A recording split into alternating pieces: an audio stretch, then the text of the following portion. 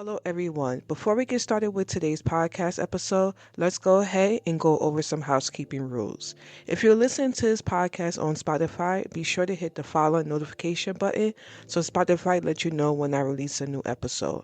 As well, leave me a comment on what you enjoy about the podcast and give me a 5-star rating. This is how you can support my podcast. And the disclaimer is I am not a licensed psychiatrist or therapist. My suggestions and my guests are based on general knowledge and life experiences. If you're considering making significant changes or dealing with personal issues, seek and talk to a licensed mental health professional. So let's go ahead and get into today's episode. Blessed Day Reflection by Abia listeners. My name is Abia Grant, and we are here to reflect on our life journey. We will be discussing topics related to self-awareness, self-improvement, and mental health. Also, the purpose of this safe space is for us to be free to discuss the ups and downs, celebrate the wins, and talk about ways to improve the lows. So welcome to this podcast, and I hope you gain something from this time we share together.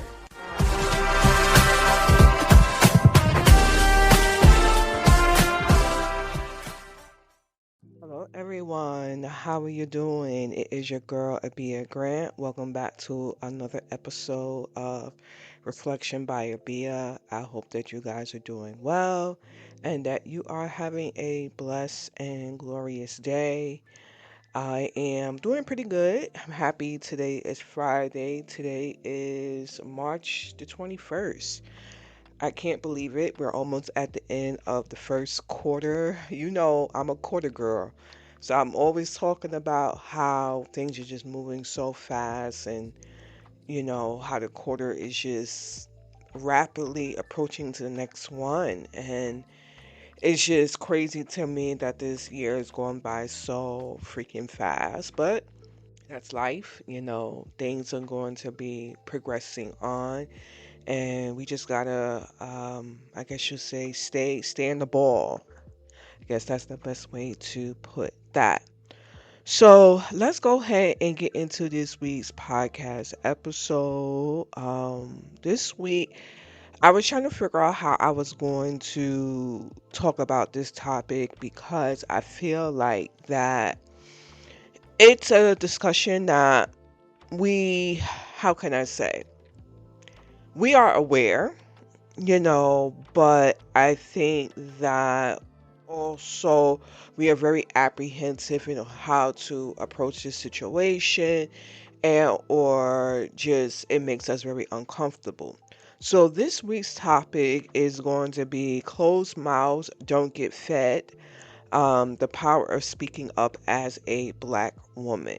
Now, if you've probably heard this saying in your household, I'm pretty sure as a child or what have you, you probably have heard that saying. And I've heard it, in passing in my home and just, in general, as I mentioned before, that closed mouths don't get fed. It's an old school, saying. And the reason why going back to the beginning of the podcast, the reason why I wanted to have this discussion is because often I feel that people, even including myself, are accepting what others are bringing to them. They're accepting certain situations. They're feeling some type of way. Uh, Sometimes, I know in my case, for me, internalizing those feelings and never speaking about it. Or it's something that they want or something that they need and they do not ask for what, you know, want or need. So, in theory, that's what closed mouths mean. It's just never voicing, you know, never speaking up for yourself, whatever realm that, may go. Now, being a Black woman, because also I want to talk about that, like speaking up as a Black woman. Being Black is one thing, being a Black woman is a whole nother thing. A lot of times, Black women are silenced, especially in the past. It's I see a change now, but doesn't necessarily mean that everything is hunky dory or anything like that. But what we know or what we remember from our past, if you know anything about just the black woman, is that we are not taken very seriously. And if we are taken seriously, sometimes people perceive us as aggressive. On occasions, we also are penalized for our viewpoints and dismissed and basically told we don't know what we're talking about. And I feel like that's a whole nother layer to the reason of why, a lot of black women don't speak up. The thing is that although times have changed, we have to remember this is something that's been ingrained in us, that's been in our field or our network or in our body for generations, because our grandparents deal with it, our great grandparents deal with it, and past siblings have dealt with this of not being able to verbalize their viewpoints. And when you do, there will be repercussions of it. So, like I said, this goes on a whole nother layer of voicing your thoughts.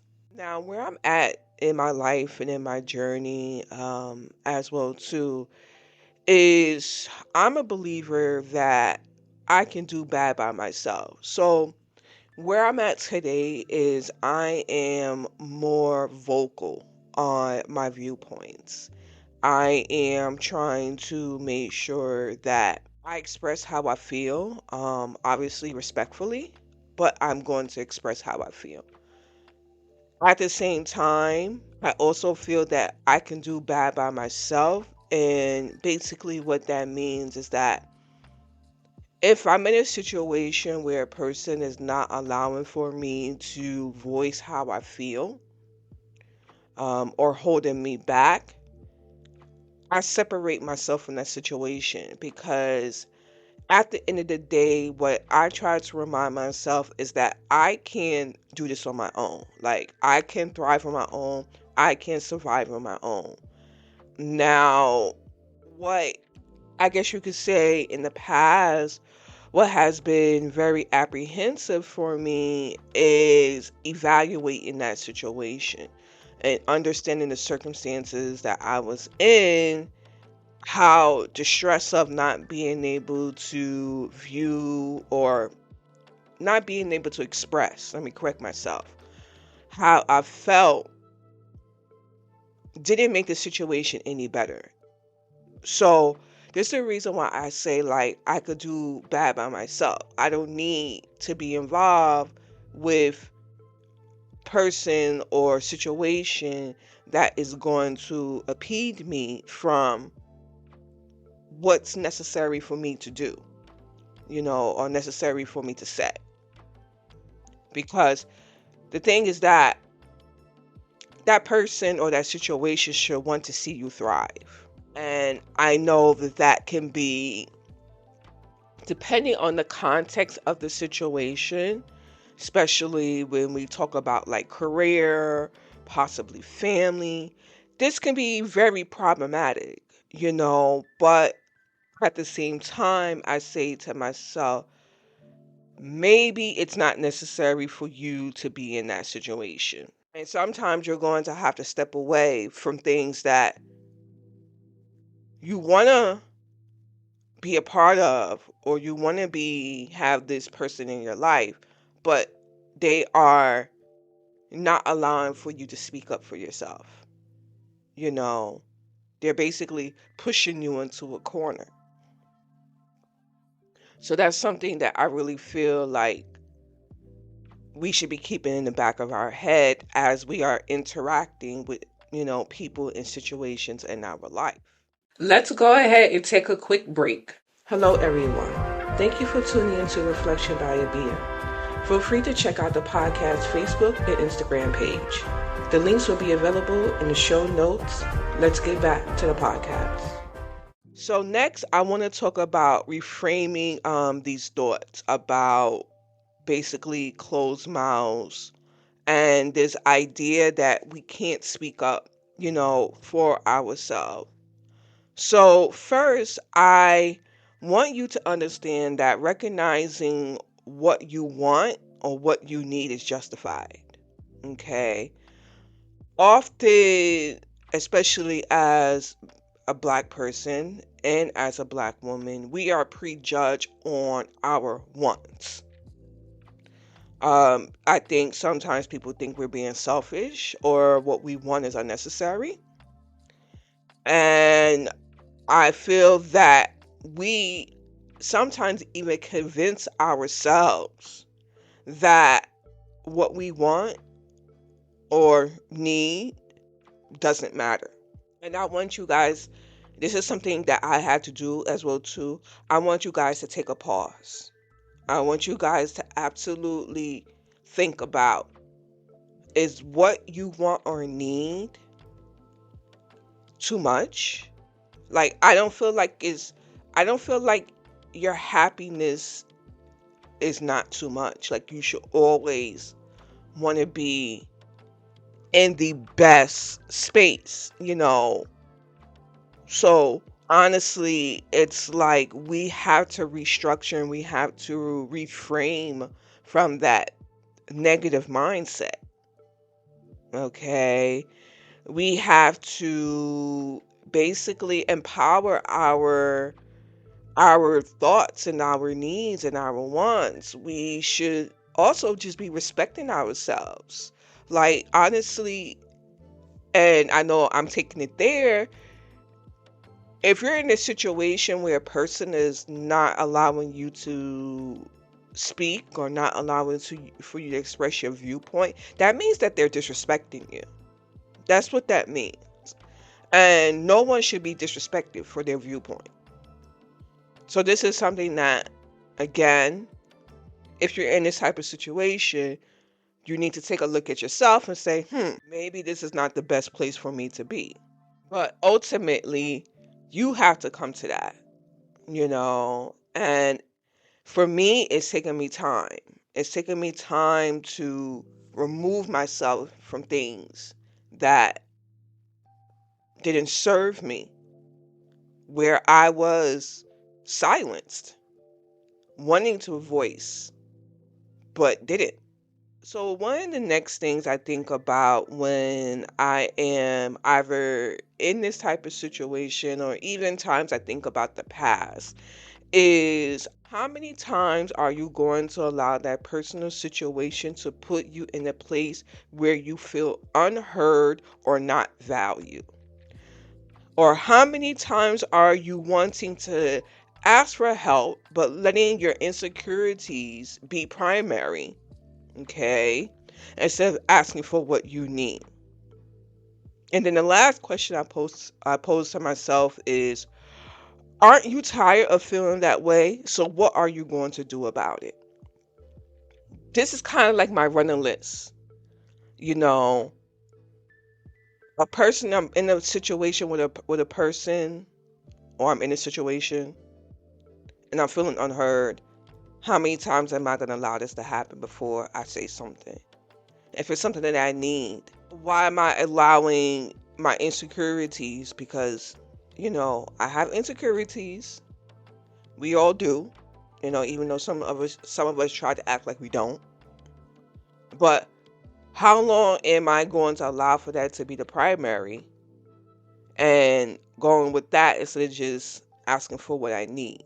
The next thing I want to discuss about is code switching. And I know this is probably,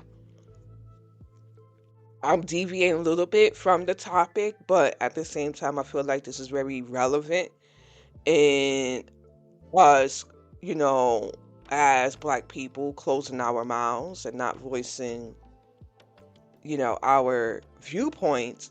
This is how I feel. No matter how much we change our language, appearance, or attempts to adapt, we will always be Black. This is something I constantly remind myself of. Thing is that I feel that we code switch or we diminish our viewpoints because we're black. And the fact of the matter is that we cannot change being black. And although you're trying to possibly alter things about yourself, we ain't going to change nothing.